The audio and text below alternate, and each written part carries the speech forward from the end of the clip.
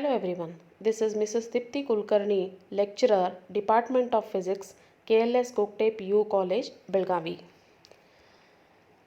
In the last video, we discussed statement of Coulomb's law. So in this video, we are going to study Coulomb's law in detail. Statement: the force between 2-point charges is directly proportional to the product of the magnitudes of charges and inversely proportional to the square of the distance between them. The direction of this force is along the line joining the two charges. So let us consider the two charges Q1 and Q2. So this is one charge Q1, another charge Q2. Both are separated by certain distance and that distance is denoted by small r. Okay, and let F be the force between them. Force, either it may be repulsive force or attractive force. So according to the statement, suppose if we write that statement in the expression form, F is directly proportional to the product of the two charges, that is Q1 and Q2, and inversely proportional to what? Inversely proportional to the square of the distance, that is r square. Okay, so if we remove this proportionality sign, then we have to add some constant value. What is that constant? Constant value is 1 divided by 4 pi epsilon naught. So F is equal to 1 divided by 4 pi epsilon naught.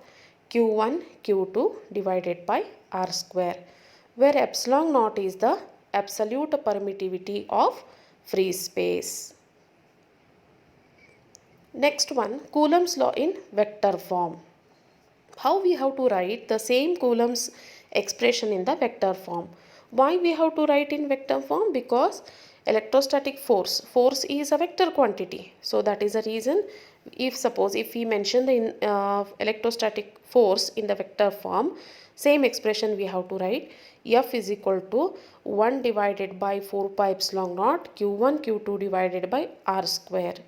But here we have to mention arrow mark on the top of F because force is a vector quantity, and as well as we have to mention this r cap. R cap is the unit vector. It shows the direction of the force. Okay, so of course unit vector means the value is how much? It is 1. It will not affect to the expression, but it shows the direction of the force. That is the reason whenever we write the Coulomb's force formula, that time we have to mention this r cap. That is necessary. So now 1 by 4 pi epsilon naught, it is a proportionality constant value. 4 pi value we know, but what is epsilon naught value? Epsilon naught value is 8.854 into 10 raised to minus 12 Fermi per meter. Okay, suppose if we substitute this value in the expression after calculating, then how much we will get? 9 into 10 raised to 9 Newton. So the value of 1 divided by 4 pi epsilon naught is how much? 9 into 10 raised to 9 Newton. Next one, limitations of Coulomb's law, where we can apply the Coulomb's law. First one, Coulomb's law is applicable only for point charges. Coulomb's law is applicable where? Only for point charges are present. Second one, it is applicable when the distance between the point charges is greater than 10 raised to minus 15 meter.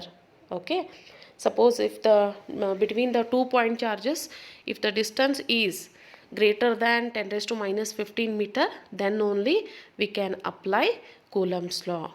Okay, then in the earlier video also we discussed the SI unit of charge is Coulomb. So SI unit is Coulomb.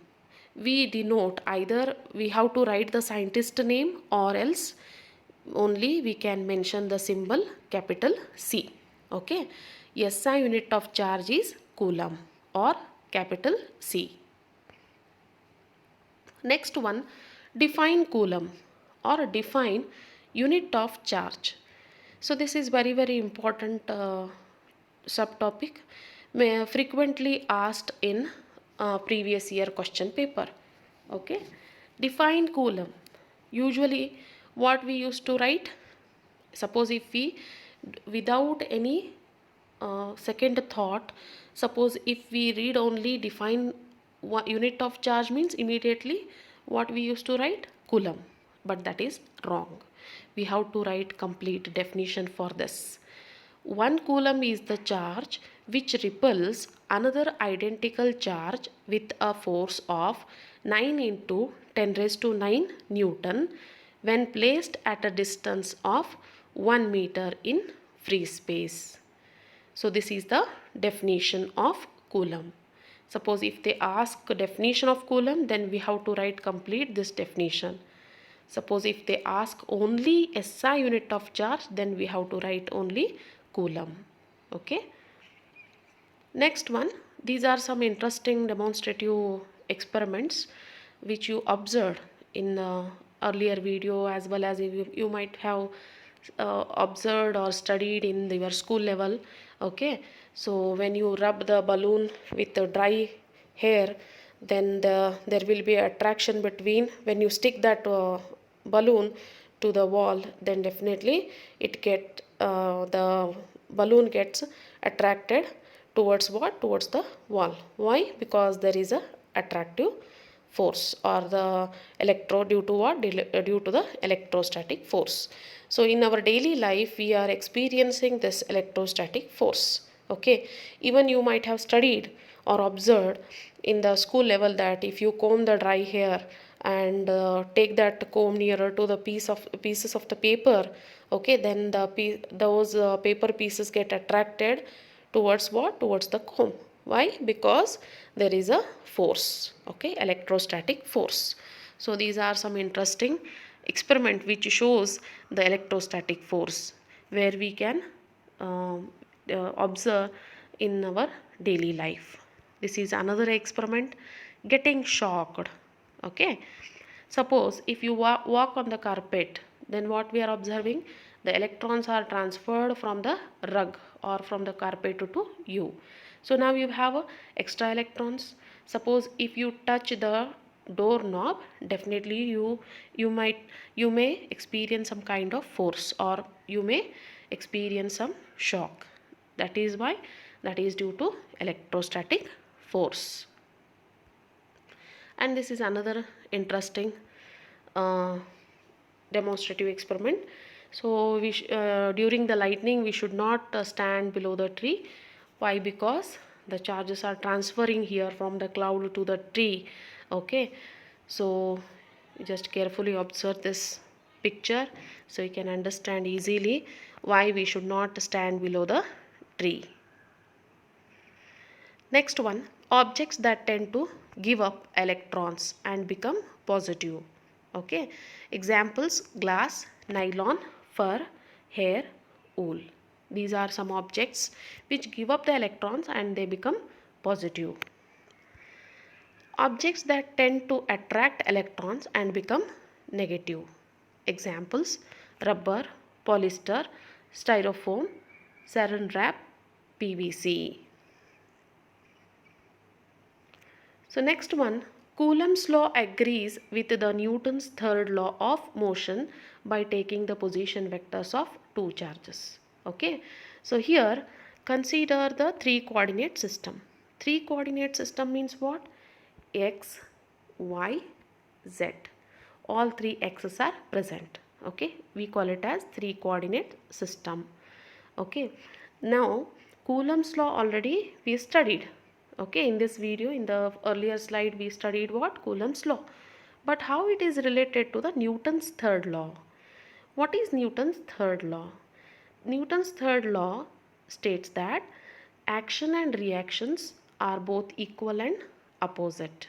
Okay, how both these two laws are equal?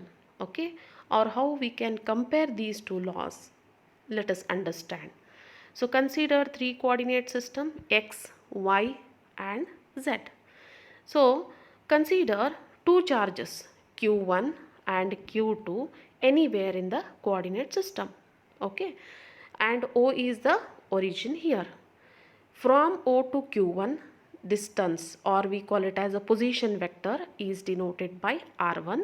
Similarly, from O to Q2 is r2, and the distance between the charges q1 and q2 is denoted by r21. Okay, so consider 2-point charges q1 and q2. So these are the two charges q1 and q2 located at 2 points in vacuum. Let r1 and r2, this is r1 and this is r2, be the position vectors of q1 and q2 respectively with reference to the origin O. This is origin O of the three-dimensional coordinate system. From triangle law, why we have to apply triangle law? Is it not like a triangle? Is it not like a triangle? That is the reason we have to apply triangle law. From the triangle law of vector addition, r21.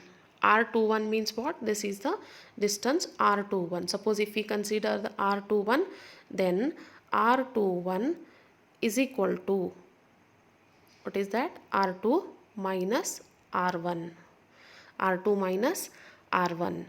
Similarly, if we consider r12, then how we have to write the expression? r1 minus r2. r1 minus r2. From Coulomb's law, force exerted on q2 by q1 is given by. So what is Coulomb's law or Coulomb's force formula? F is equal to 1 divided by 4 pi epsilon naught q1 q2 divided by r square. And why we have to write this r cap already we discussed. Okay, but why I mentioned here f21 and here r21? That is very, very important, because see, suppose if we consider this force f21, then with respect to q2 is, suppose q2 is pulling, okay, q2 suppose pulling q1, then where is the direction of the force? Definitely this is the direction of the force. Similarly, if q1 is pulling q2, then where is the direction of the force? So this is the direction of the force.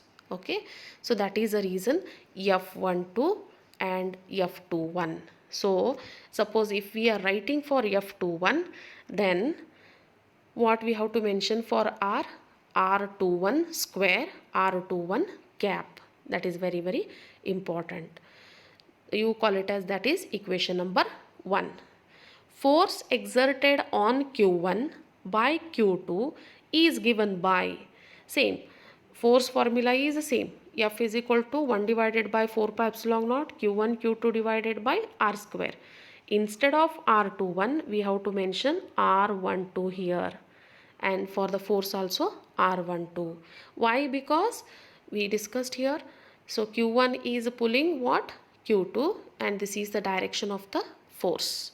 That is the reason we have to write f12 and r12 for the distance. Okay, next one. So here f12 is equal to 1 divided by 4 pi epsilon naught q1 q2 divided by r21 square into minus r21 cap. All factors are same. Suppose if I change only this factor and this factor with the negative sign. Why I have to mention the negative sign? Are they not equal? The distance, of course they are equal, but what is the difference between them? The force directions. You just carefully see here, observe here the direction of the force. One force is like this, okay, another force is like this. Only the direction of the forces are not same. So that is the reason, so we have to mention negative sign here. Okay, so you call it as, that equation is equation number 2. So now you compare both the equations, equation 1 and equation 2. What we get here? f21 is equal to minus f12, because forces are equal, because same charges q1 q2 are not not having different value. Q1 and Q2 both values are same. Only what is the difference here? The direction of the forces are different. So that is the reason we have to mention here negative symbol. Okay. So forces are equal but the direction is opposite. That is the reason F21 is equal to minus F12. The force exerted by two charges on each other are equal and opposite. Therefore, Coulomb's law agrees with the Newton's third law. Next one, relative permittivity or dielectric constant in terms of permittivities. Okay, it is the ratio of permittivity of the medium to the permittivity of free space. So this is the exact meaning of relative permittivity. The next, relative permittivity or dielectric constant in terms of forces. It is the ratio of force between the 2 point charges separated by same distance in free space to the force between the same two charges separated by the same distance in the dielectric medium other than free space. Relative permittivity is denoted by epsilon r, where epsilon naught is the absolute permittivity symbol. Okay, so they are nothing but what? Dielectric constant. I hope you understood this, understood the concepts. Okay, whatever I shown here the slides. So for a further question and answers on first chapter, please go through this link given below. Thank you.